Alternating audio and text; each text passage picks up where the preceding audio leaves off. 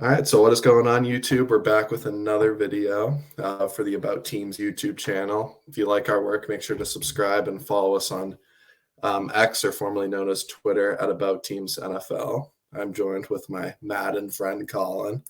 And today we're just kind of going to be giving two hot takes regarding, I guess, the rest of the season, or based on so far this season what has happened, and then make game-by-game predictions for this upcoming week. And our friend Justin may join us, but we'll see. But yeah. So, Colin, do you want to start off with your first hot take? My first hot take is Bills playoff run and Super Bowl appearance. Whoa, I was not expecting that. Okay. So Like maybe do you think that? I feel like Josh Allen's had a lot of tough breaks, and a lot of just weird games in general where he played really well and then some unfortunate weird stuff. A lot of missed calls too, especially in the last Eagles game. And I just feel like if they are able to make playoffs, they have a really good shot of going all the way this year.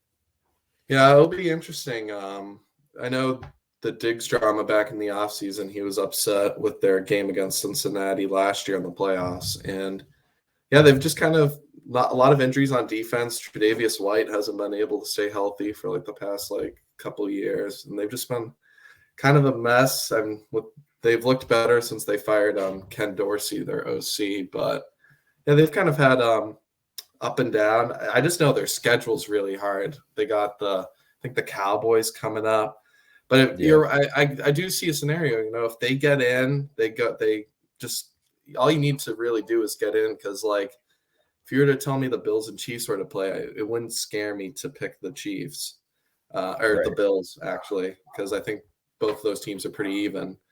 Yeah. I like that one. My first hot take is that I believe that the Jacksonville Jaguars will come out of the American Football Conference. So a little bit different to you, but I think the Jaguars are the team to beat in the AFC. And the reason why I think this is because they aren't the powerhouse they were, or the Chiefs are, with Tyreek Hill. And Travis Kelce hasn't looked the same this year. He's up there in age. And their defense has actually carried them to a lot of their wins. But I think the Jaguars have one of the most balanced rosters. I didn't know this, but Calvin Ridley's a free agent after this year. And I think the Jaguars, with him and Christian Kirk and ETN and that solid defense they have a chance to capitalize on something. And if they can hold on, I know there is a four-way tie for the one seed with them, the Chiefs and Ravens or something like that.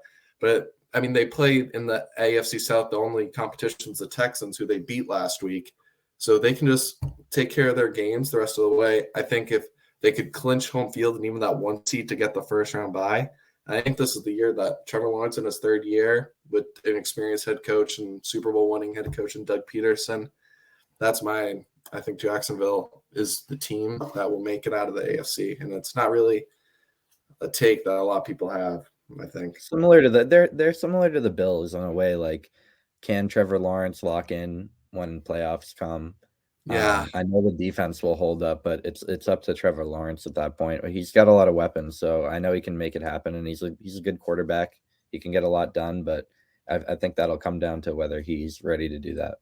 I agree, and we saw our two tails against, I believe it was the Chargers they played last year in the playoffs. He threw 4 interceptions in the first half and then bounced back with 4 touchdowns in the second half to help them win. I think they lost to the Chiefs the next round by 7 points, but it was a good game.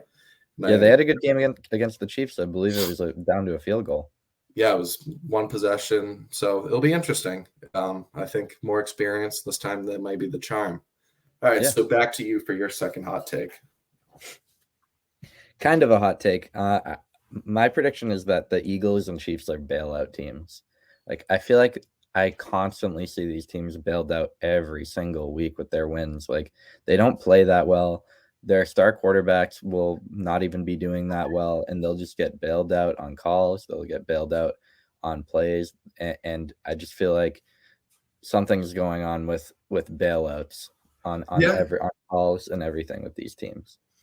Yeah, it does feel that way. And there were some questionable calls in the Bills game last week that just didn't make sense. And The I feel horse like, collar on Josh Allen, but they called it intentional yeah, the grounding. intentional grounding. Yeah, I mean, maybe it is. I don't know. I think these fans or it could be the NFL.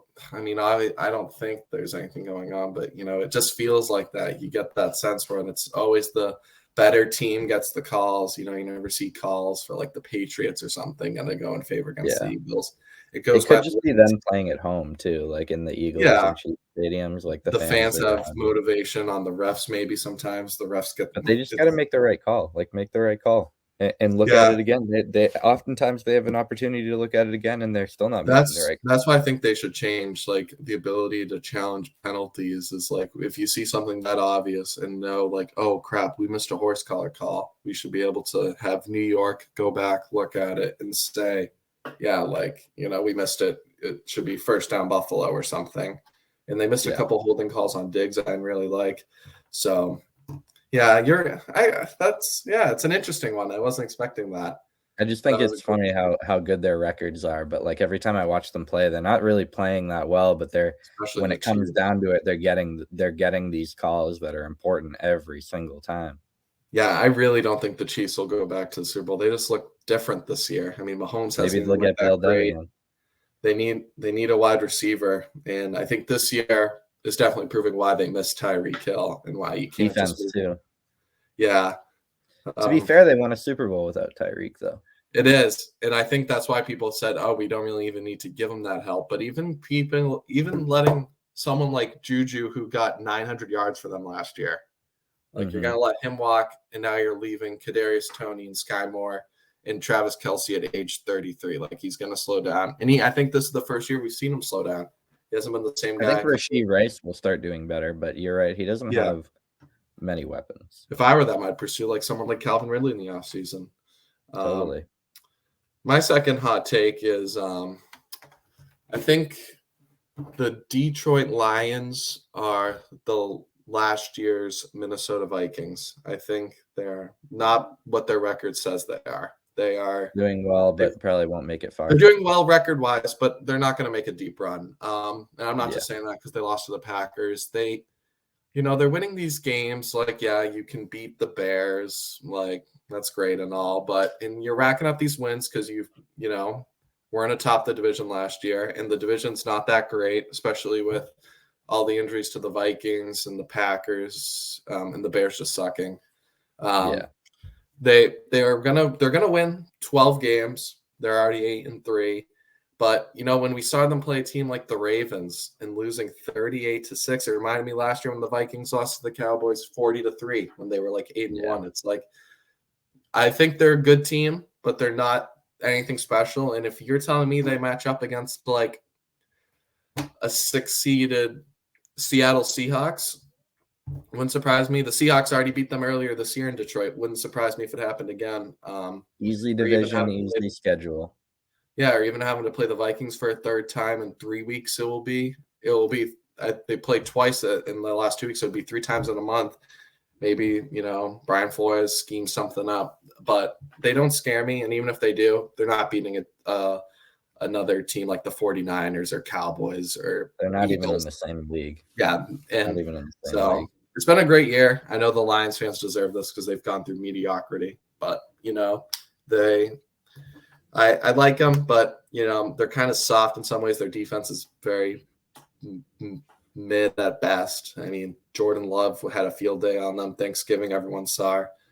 So yeah, that is my hot take. Not as good as your record says you are, in my opinion. Because I said it last year about the Eagles going to the Super Bowl against the Chiefs. They had the easiest season ever, easy playoff run. Who did they play? The Giants, and then they played the Giants. And they played what? 49ers without a quarterback. 49ers. Yep. No quarterback. Yeah, that game would have been.